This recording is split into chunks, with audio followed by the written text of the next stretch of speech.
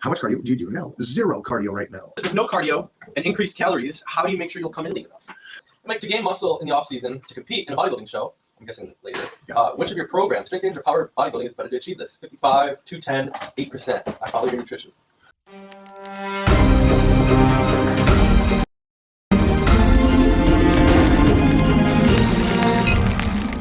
Again, you guys know this. Number one thing is nutrition. Nutrition has to be number one. Everything else is added on to that. Then the supplementation comes into play. Make sure that you're recovering. Make sure you're sleeping right. And I've stumbled onto probably my best sleep in a long time.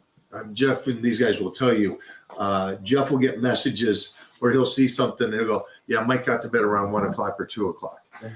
I go to sleep early, but I'd wake up early because my sleep pattern is just, mostly when I'm dieting hard, it's just terrible.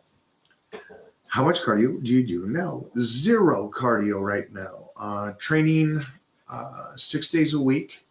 And then cardio probably won't come into play until after these 12 weeks.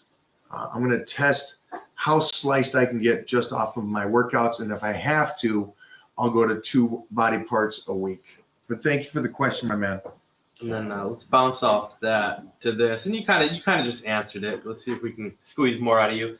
Apologies if you already covered this. With no cardio and increased calories, how do you make sure you'll come in lean enough?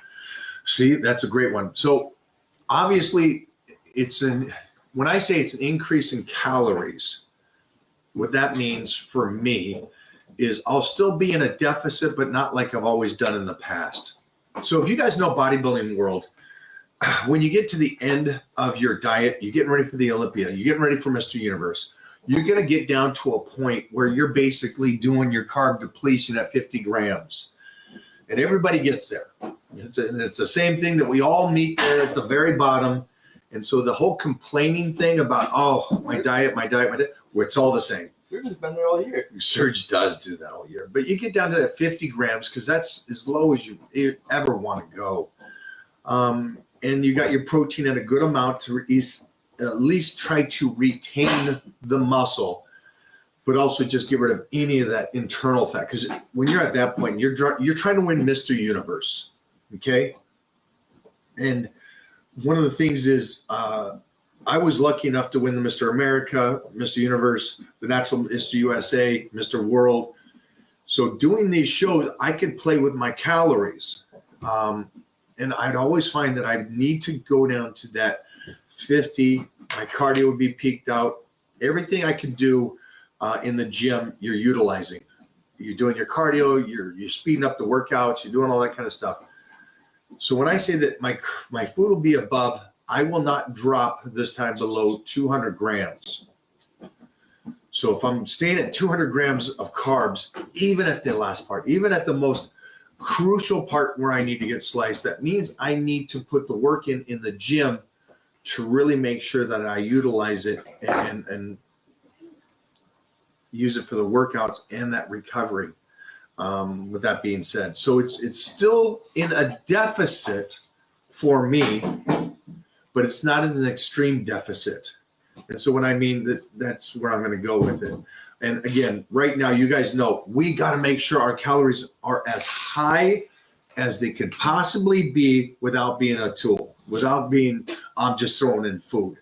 You know, make sure that you get your 50 grams of protein every couple hours. Make sure that you have your 50 grams of carbohydrates before and after your workout in the midday, hopefully later in the day. And then I do it at night, which has been helping me sleep, which is tremendous. So that's one of the great things for me. But again, this is going to be a fun learning experience for me to see if I can get to that level. Now, here's the problem. And I think we all do this. I've noticed that I am my worst critic. And so I have to be patient, and I kind of have to end up where I end up on this one and just kind of go, hey, this is it. This is the best I could look doing it this way. Because I'm really curious to see what it looks like. Not at the moment, but like maybe a month later, because this always happens to me. I'll look at photos a couple months later. It's like Jeff went to Vegas for us last year when we did this appearance. And I'm looking at the photos now of how I looked at that time, and I'm like, oh, I like how I looked. And it's surprising because when I looked at it at that day, when he showed me the photos, I was like, could have done better, could have done this different, could have done that different. But you look at it at a later time, and I know I went off subject there for a second, but on this one, I kind of have to go down, test it, step away from it after that 3 months of training, and then go back and look at it. Because again, I'm looking at these two photos on the wall, and it's a completely different structure, completely different. But I think the top one is more appealing. You know, you got a little bit just more healthy face and stuff like that. And it's tight, obviously. So in person, it must have been really extreme. But the bottom one, I looked dead in person. My eyes had black all the way around it. They were so sunk in. So here we go. That's my goal on this one. Mike, to gain muscle in the off season to compete in a bodybuilding show, I'm guessing later. Yeah. Which of your programs, strength gains or power bodybuilding, is better to achieve this? 55, 210, 8%. I follow your nutrition. Wow. Okay. First off, 8%. Wow. You are a beast Yeah, at 210 looks pounds. pretty good on that photo. Whoa. That's. It doesn't seem like you're that far off.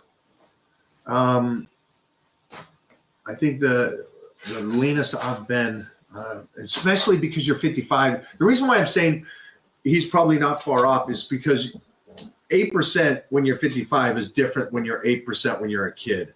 It just looks different. It's a lot more lean as you get older.